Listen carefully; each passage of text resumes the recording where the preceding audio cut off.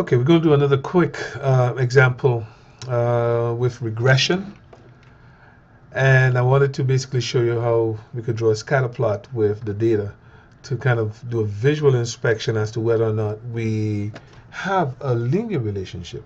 So here's a case where we are shipping packages, and the cost of shipping a package should be dependent on the weight of the item. So in terms of which one is X and which one is Y, the cost of shipping should depend on the weight. So I could just label these here for you that shows my weight is the X value and my cost is the Y value. All right? Good. So if I wanted to kind of get a sense of whether or not there's a linear relationship between those two variables, I would simply do a scatter plot.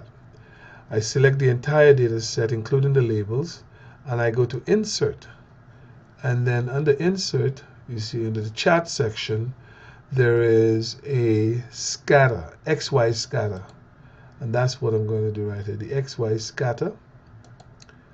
And you see here that this is what the XY scatter looks like. Okay, so cost versus the weight. So the weight is on the x-axis, cost is on the y-axis. And you look at the data, it seems to be a positive trend, a positive correlation, but still the values seem kind of spread out a little bit. So now we want to do the regression analysis of this using Excel. We would go to Data, Data Analysis. Regression is already selected, and I'm going to put shipping this time, shipping results, since this is about shipping. Okay, and then we need to select the proper range for the Y values. Well, remember, Y, the cost is dependent on the weight. So my Y values would be here, and I'm including the labels. And then my X values would be here, which is the weight. And I got to make sure the labels is selected. And I'm just going to include the confidence intervals, a 95% confidence interval. And I'll show you what that's used for. Shipping results, and we are good to go. So here's our results. It's very fast. So if you blink, you might actually miss it. So here we go. So for this data, our correlation coefficient is 7.734, is positive. The R squared is 0.54, which means that this regression line will explain about 54% of the variation in the values of Y. So in other words, the variation in the shipping costs, this regression line will capture about 54% of that variation. The standard error, SE, is 3.65. We have 10 observations.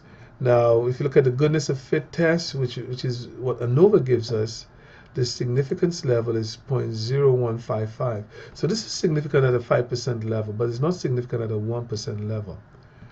And then if we look at our coefficients, so this is the coefficient of the intercept, and that coefficient of the intercept is B0. And then here, the coefficient of the weight would be B1. Okay?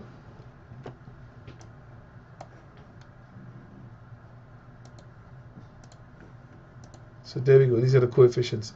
And then we have the t-values associated with those. Now, as you can see, the p-value with the intercept is 0.86, very large. So which means that this is not significant at all. So we would fail to reject a null hypothesis that beta 0 is 0. And so what that tells us is that we could actually go back and fit this regression line with a 0 intercept. We certainly can do that. And Excel actually allows us to do that. It asks us if we want to make the intercept 0. And then if you look at the p-value for the coefficient associated with beta 1, for beta 1, then it's significant at a 2% level, or significant at a 5% level, or 10% level, but not at a 1% level. So that's quite interesting. All right. And so the regression, would we use it? Well, it has a correlation coefficient of 0.73. Strong, but not very strong, because it only captures 54% of the variation in the cost. All right? So that's simple. That's how it's done, and that's regression.